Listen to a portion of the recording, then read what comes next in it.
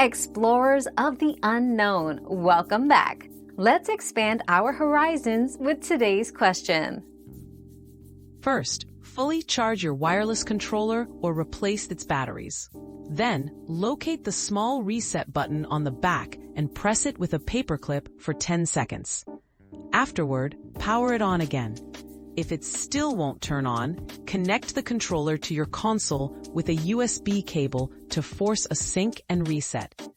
This quick reset usually solves startup problems fast. Another mystery solved, but many more await. Keep up with our daily discoveries by subscribing and turning on notifications.